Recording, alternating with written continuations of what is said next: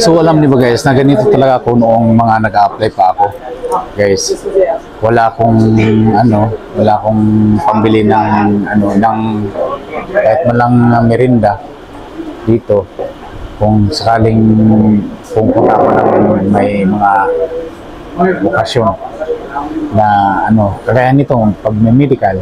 So kailangan mo talaga ng pera para pambili ng yung merinda man lang at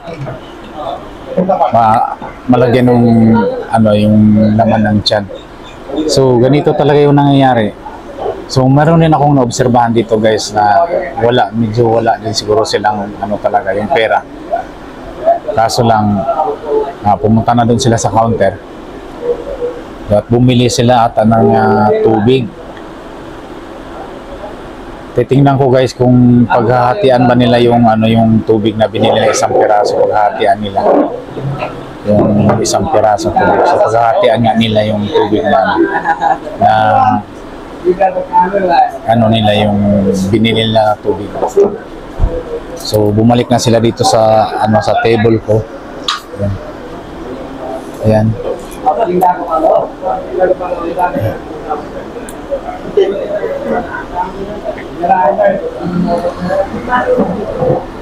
Tawagin natin guys. Hi friend.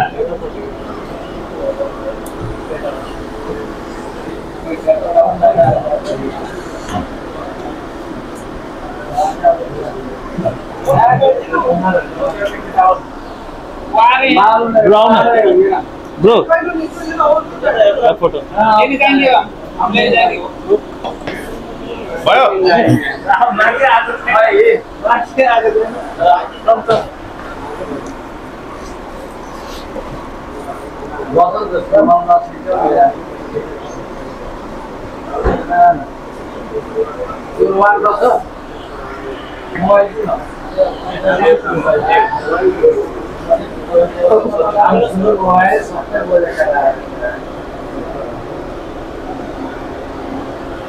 Same? Yes? No. Different? Different group?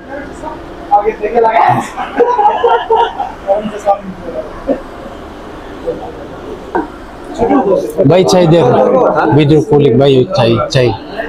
This one. Yeah. Buy chai there. Take it chai. Yeah. You buy and take, huh?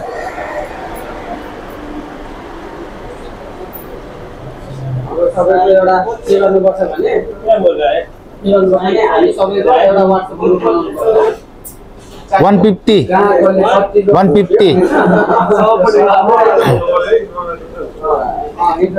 So binigyan natin ng tatlong dirhamo yung kaibigan natin ni Pali kasi hati-hati lang sila ng tubig nila na isang bottle. So ngayon guys, pumunta na siya doon. Then yan, bumili na siya. So hanggang dito lang muna yung video natin guys, kasi naalala ko kasi yung mga panahon na wala talaga ako kahit magbibiyahe kami na wala kaming extra money na pambili ng pagkain. May na yung mga jumble na nagbibenta ng mga itlog sa kumain noon. Tapos no,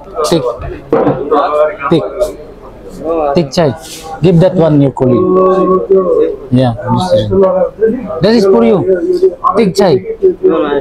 And you don't want?